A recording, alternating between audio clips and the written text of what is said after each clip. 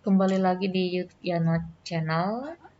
Tentu jangan lupa di-subscribe ya bagi yang berkenan, agar bisa mengikuti channel selanjutnya. Di like, tentu di loncengnya diklik supaya informasi-informasi mengenai dunia pendidikan, baik itu pembelajaran maupun mengenai pelatihan-pelatihan dapat diterima di channel tersebut.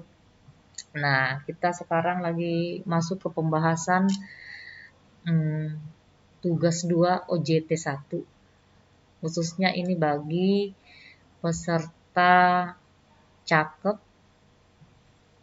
Kebetulan ini hasil yang saya kerjakan beserta tim saya.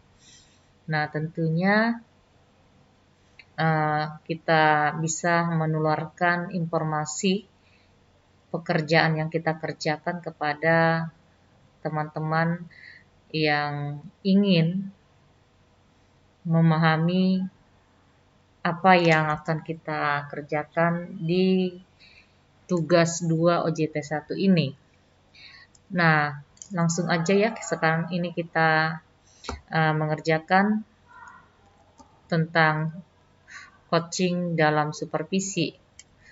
Jadi di dalam tugas 2 OJT 1 ini perlu dipahami, ini berhubungan dengan bahan pembelajaran tentang coaching dalam supervisi, di mana di sini kita diajak untuk mempelajari bahan bacaan yang tentunya nanti kita dapatkan dari narasumber.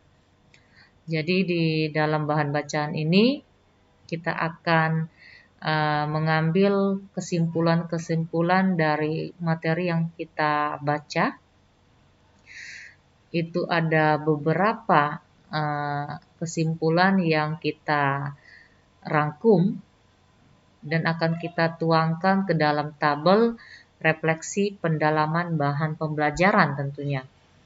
Nah, seperti pengerjaan yang kita isi di sini mengenai tugas 2 tersebut, perlu kita perhatikan ini ke depannya.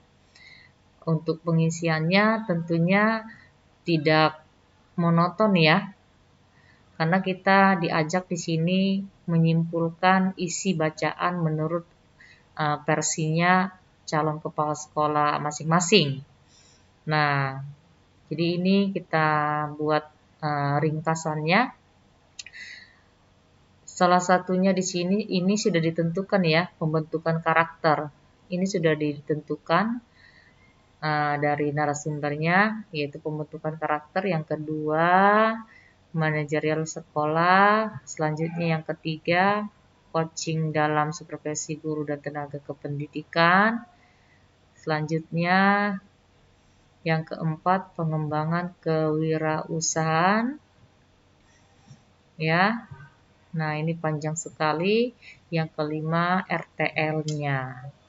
Nah, jadi ini kita isi berdasarkan bacaan yang kita pahami, seperti yang kita saksikan bersama-sama di sini. Untuk pembentukan karakter, kita simpulkan materinya. Yang pertama, membangun kebiasaan refleksi mandiri. Nah, terdapat ada konsep belajar mandiri, aspek-aspek belajar mandiri, dan strategi belajar mandiri. Nah, selanjutnya yang kedua, mengembangkan kompetensi warga sekolah untuk meningkatkan kualitas belajar murid. Yang ketiga, menggerakkan komunitas belajar ke sekolah. Nah, ini untuk materinya. Resum itu berarti hasil dari eksplorasi materi yang telah kita sampaikan sebelumnya. Nah, kita simpulkan di sini bahwasanya kepala sekolah itu harus memiliki 18 karakter mutlak dan mampu mengembangkan kompetensi warga sekolah melalui coaching dan mentoring. Nah, dan kepala sekolah juga harus mampu menggerakkan komunitas belajar di lingkungan sekolahnya. Dalam hal ini melakukan kolaborasi dengan berbagai pihak terkait sehingga terbentuk komunitas belajar. Itu resumnya ya. Nah, hal yang baru yang diperoleh maksudnya di sini pada saat kita membaca bacaan mengenai tugas 2 ini, tentu ada hal materi yang benar-benar baru yang kita peroleh pada saat kita membaca bacaan tersebut mengenai pembentukan karakter. Nah, kalau menurut pengerjaan kita mendapat hal yang baru yang diperoleh itu berupa apa? Bahwa kita menemukan adanya 18 karakter mutlak yang harus dimiliki oleh seorang pemimpin dalam satuan pendidikan. Nah, mungkin selama ini calon Kepsek memahami atau mengetahui 18 karakter itu hanya 5 item aja. Nah, rupanya pada saat dia membaca materi ini, dia tahu ada 18 karakter yang harus dimiliki seorang pemimpin. Nah, makanya di sini kita cantumkan hal baru yang diperoleh itu berhubungan dengan adanya 18 karakter mutlak yang harus dimiliki oleh seorang pemimpin. Ya, begitu ya Bapak Ibu. Selanjutnya yang kedua, manajerial sekolah. Nah, di sini kita simpulkan dari bacaan yang kita baca tentunya. Di sini yang pertama kita rangkumkan memimpin upaya mewujudkan visi sekolah menjadi budaya belajar yang berpihak pada murid. Nah, selanjutnya ada memimpin dan mengelola sekolah yang berdampak pada peserta didik.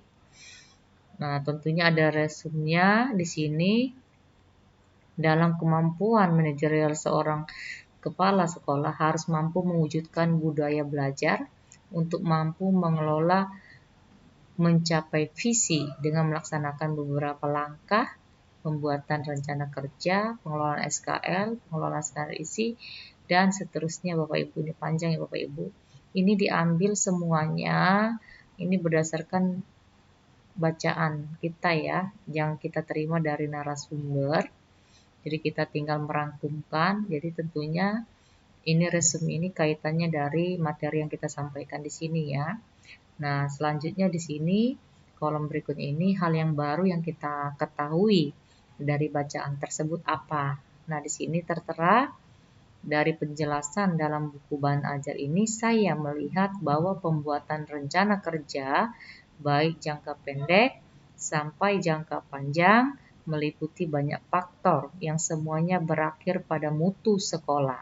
Sungguh sangat panjang tahapannya sehingga bukan hal yang sederhana, namun satu hal yang rangkaiannya perlu pengetahuan yang luas untuk mencapai tujuan. Ya, itu untuk hal yang baru dengan bacaan yang kita baca mengenai manajerial sekolah. Selanjutnya, kita ke yang ketiga, coaching dalam supervisi guru dalam tenaga kependidikan. Nah, materi yang kita simpulkan ada 3, pembelajaran berdiferensiasi, selanjutnya penerapan coaching dalam supervisi akademik, konsep dan implementasi supervisi akademik atau guru. Nah, untuk resumnya di sini ada pembelajaran berdiferensiasi. Nah, tentunya ini diuraikan ya. Ada penerapan coaching dalam supervisi akademik, diuraikan dia, resumnya, hasilnya. Nah, ini kita ambil semuanya dari bacaan yang kita baca ya Bapak Ibu. Nah, tinggal memindahkan. Cuman dibutuhkan pemahaman untuk menyimpulkan materi ya. Selanjutnya di sini baru kita masuk ke tahap hal baru yang kita peroleh. Nah, di sini untuk poin ketiga, hal baru yang kita peroleh berhubungan dengan pembelajaran berdiferensiasi adalah serangkaian keputusan masuk akal ya yang dibuat oleh semua guru yang berorientasi kepada kebutuhan murid. Nah, itu seperti itu ya Bapak Ibu. Nah, ini bisa kita lihat tentunya nanti hal yang baru ini kita tulis ke dalam kolom 3 ini berdasarkan bacaan yang kita baca. Nah, sungguh sangat panjang ya.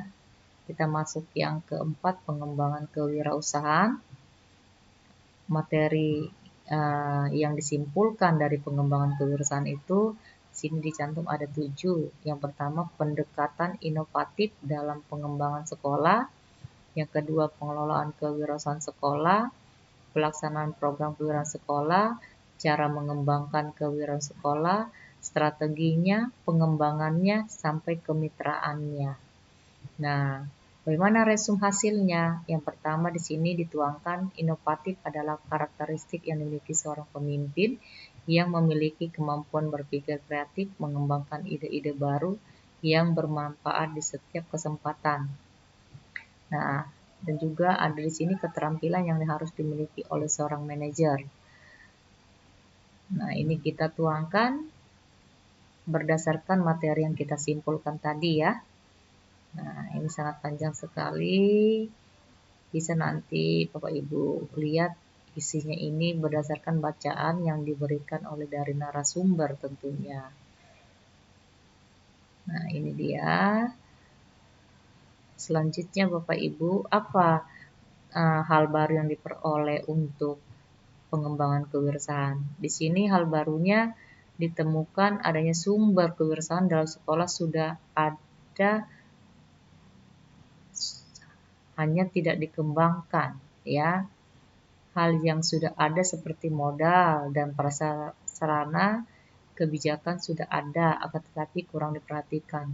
Jadi kalau mengenai kolom ini Bapak Ibu, tentunya sesuai dengan tanggapan setiap peserta cakep ya, hal baru apa yang dia ketahui dari bacaan topik kewirausahaan. Nah, seperti itu ya Bapak Ibu ya. Nah, selanjutnya kita masuk ke RTL, rencana tindak lanjut.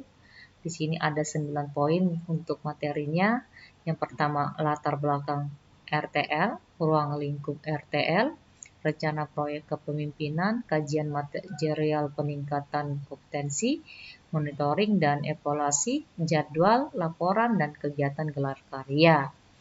Nah, untuk resum hasilnya, bahwasanya di sini pendidikan pelatihan diklat untuk calon kepala sekolah adalah penyiapan kompetensi calon kepala sekolah untuk memantapkan wawasan, pengetahuan, sikap dan nilai keterampilan dalam memimpin sekolah.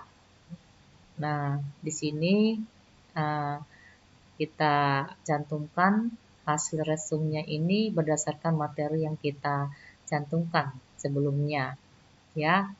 Jadi ini sangat panjang ya Bapak Ibu, karena memang ini dijabarkan berdasarkan materi yang kita sampaikan sebelumnya. Nih, sampai terakhirnya tadi itu ini jadwal RTL, laporan RTL, sampai gelar karya. Ya. Nah, seperti itu ya Bapak Ibu. Nah, selanjutnya Bapak Ibu, untuk hal yang baru yang diketahui di sini, rencana tindak lanjut hal yang baru di dalam RTL adalah penulisan RTL dibuat secara sistematis dan tersusun rapi, mudah dan cepat dimengerti. Nah, itu menurut hal baru bagi si calon kepala sekolah bersangkutan tentunya.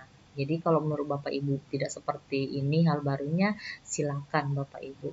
Karena memang di sini kita dituntut untuk menggali pemahaman kita atas bacaan yang kita baca dan kita isi untuk kolom-kolom di tugas 2 ini sesuai bacaan yang telah kita pahami dan tentu kita jabarkan di kolom tersebut. Nah, seperti itu ya Bapak Ibu cara pengerjaannya. Tentu perlu dipahami materi-materi yang ringkasan di setiap poin-poin ini merupakan tahap kelanjutan kita nanti untuk melaksanakan IST ya, in service training nantinya. Jadi seperti itu yang dapat disampaikan. Terima kasih telah menonton channel ini.